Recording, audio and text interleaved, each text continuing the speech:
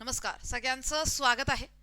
खूप जास्त मुलांच्या शंका आहेत की टायपिंग सर्टिफिकेट आहे, मग आम्हाला MPSCIT लागेल का?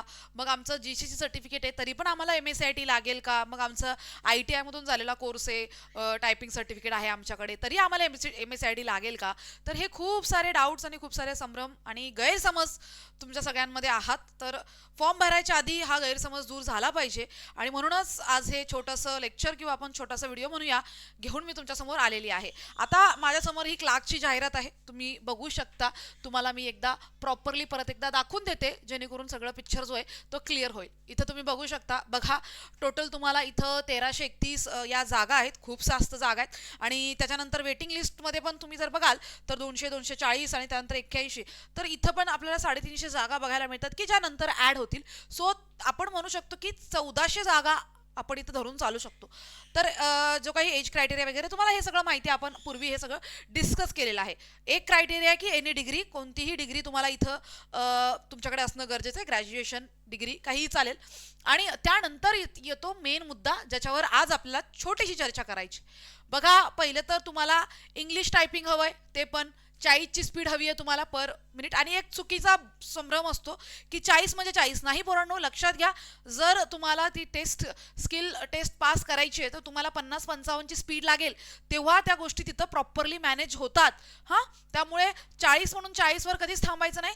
40 म्हणजे तुम्हाला 50 ते 55 स्पीड गाठायची आहे, हे तुम्हाला लक्षात ठेवायचं. म्हणजे तुम्हाला आत्तापासूनच त्याची प्रॅक्टिस जी आहे तर ती सुरू करायची आहे आत्तापासून. काय म्हटलं मी? आणि आपण तुमच्यासोबत म्हणजे लेखी, टायपिंग आणि मुलाखतीपर्यंत असणार आहोत. आणि मी तुमच्याकडनं या सगळ्याची तयारी करून घेणार आहे. इव्हन मुलाखतीची सुद्धा प्रॅक्टिस आपण करणार आहोत. इथपर्यंत तुम्हाला फक्त तिथपर्यंत पोहोचायचंय. आणि तुम्हाला मी लेसन्स देणार रोज. तुम्हाला मी एकच मिनिट दाखवते.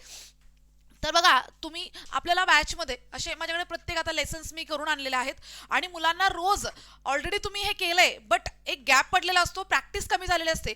त्यामुळे आता रोज तुम्हाला बॅचमध्ये अशी PDF च्या स्वरूपात मी लेसन देईल.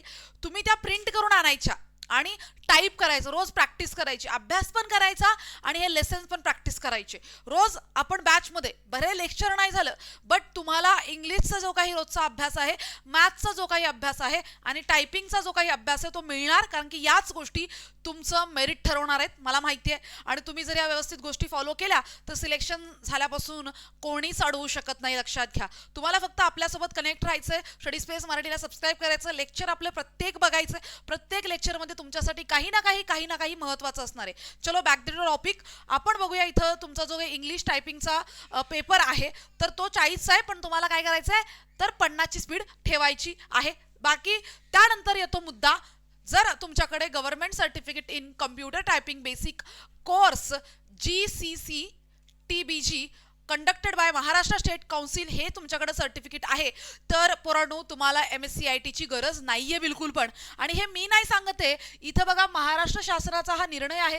तुम्ही तो निर्णय एकदा बघून घ्या, तुम्हाला क्लिअर होईल. बघा, नोट त्यांनी दिलेला आहे की तुम्ही जी 40 वर्ड पर मिनिटची जी स्पीड तुम्ही घेताय, या सर्टिफिकेटद्वारे तुम्ही घेतलेली आहे स्पीड.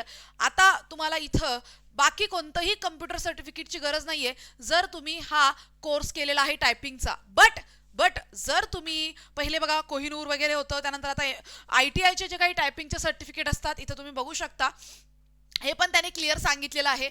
जर तुम्ही ITI, कोहिनूर किंवा इतर कोणतंही, म्हणजे एक लक्षात ठेवा, तुमच्याकडे GCC बद्ध म्हणजे GCC नसून दुसरं कोणतंही सर्टिफिकेट असेल तर तुम्हाला कंपल्सरी MSCIT लागणार आहे.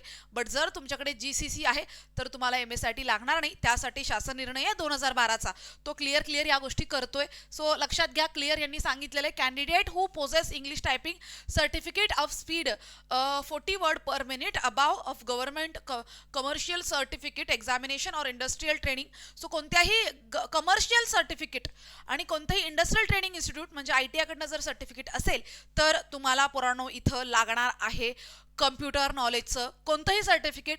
आता फक्त MSCIT आहे का ते, तर बिलकुल पण नाहीये.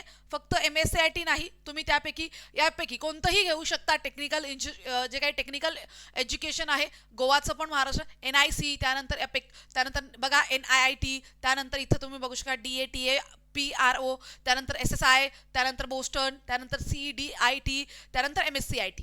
तर यापैकी कुठलंही चालेल. बट जर तुम्ही जीसीसीचं सर्टिफिकेट घेतलंय तर काही गरज नाही कोणत्याही कम्प्युटर सर्टिफिकेटची. बट जर तुम्ही कोणत्याही कमर्शियल ठिकाणावरून टायपिंग सर्टिफिकेट काढले, ITI वरून काढले, तर अशा वेळेला तुम्हाला MSCIT किंवा हे जे कम्प्युटर नॉलेज सर्टिफिकेट आहे टेक्निकल एज्युकेशनचे ते हवेत. आय होप मुद्दा क्लिअर झाला असेल. आपण आपल्या ॲप्लिकेशनवर एक बॅच घेऊन आलो, study space Marathi application install करायचं मोबाईलमध्ये. तुम्हाला 999 रुपयामध्ये अगदी सुरुवातीपासून म्हणजे तुमच्या ऑनलाईन परीक्षेपासून तुम्हाला ऑनलाईन नाहीये, तुम्हाला लेखी पेपर आहे हे लक्षात घ्या. आणि तुम्हाला अजून एक मुद्दा असतो की मॅडम पेपर इंग्लिशमध्ये होईल मराठीमध्ये होईल. एक लक्षात घ्या 2000 म्हणजे 17, 18, 19, 20 त्यानंतर जो काही पेपर झाला 23ला, तर हे सगळे पेपर जे आहेत तर ते इंग्लिशमध्ये होते. बट आता जो 2024चा पेपर आहे किंवा मग आपण बघतोय की 10 ऑगस्टचा जो पेपर झाला 125 पदांचा पेपर, बॉम्बे हायकोर्टचा पेपर झाला तर तो पेपर सुद्धा तुम्हाला बघायला मिळतो की बायलँग्वेज आहे. मराठीमध्ये राहील, इंग्लिशमध्ये राहील. जीके जे आहे तर ते तुम्हाला दोन्हीमध्ये राहील. रिझनिंग सुद्धा दोन्हीमध्ये राहील, बट कम्प्युटर इंग्लिशमध्ये राहील. सो ह्या लँग्वेज बेसिसवर तुम्हाला तयारी करायची. एवढं डिटेलमध्ये मी तुम्हाला सांगते. कम्प्युटर इंग्लिशमध्ये, इंग्लिशमध्ये, मराठीमध्ये, जीके मॅथ्स रिझनिंगलाच फक्त तुम्हाला बाय लँग्वेज इथं ऑप्शन मिळणार आहे. पेपर ऑफलाईन होईल आणि हायकोर्ट तुमचा पेपर घेणार आहे, हे सगळं लक्षात घ्या. Offline high court. मी लवकरात लवकर जो आत्ता लेटेस्ट 10 ऑगस्टला बॉम्बे हायकोर्टने पेपर घेतला तर तो पेपर क्लार्कचाच मी घेऊन येणार आहे. त्याचं डिटेलमध्ये मी तुम्हाला पूर्ण ॲनालिसिस करून दाखवणार आहे. तुम्ही सगळ्यांनी पहिले आपल्या स्टडी स्पेस मराठीला सबस्क्राईब करून ठेवा आणि कनेक्टेड राहा. लवकरात लवकर नवीन अपडेट घेऊन हायकोर्टबद्दल मी येणार आहे. Thank you so much. Stay tune.